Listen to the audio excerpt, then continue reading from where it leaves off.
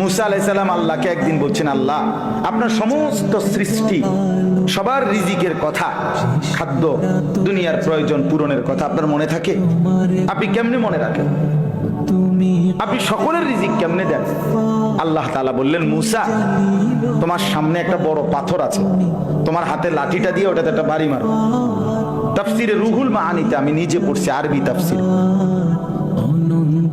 মুসা আলাইহিস সালামকে আল্লাহ বললেন এই পাথরটার মধ্যে লাঠি দিয়ে আঘাত কর। মুসা আলাইহিস সালাম আঘাত করলেন, লাঠির একটা পার্ট মানে একটা অংশ পাথরের ভাঙা পড়েছে। মুসা আলাইহিস সালামকে আল্লাহ আবার বললেন আবার লাঠি দিয়ে আঘাত কর, আবার বাড়ি দিলেন, পাথরের একটা অংশ আবার ভাঙা পড়েছে। আল্লাহ বলেন আবার মারো, আবার মারো। 4 বার মুসা নবী ওই বড় পাথরটার মধ্যে আঘাত করছে, 4 বারে মোটা মোটা 4টা টুকরা ভাঙা ভাঙা পড়ছে।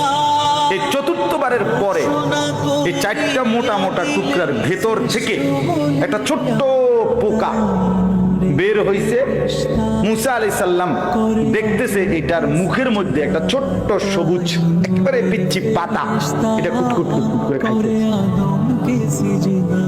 আল্লাহ তাআলা বলছে, মুসা বুদ্ধুর কান লাগাইয়া শোনো ওই পোকাটা কি করে, তুমি বুঝবা কব, শোনো।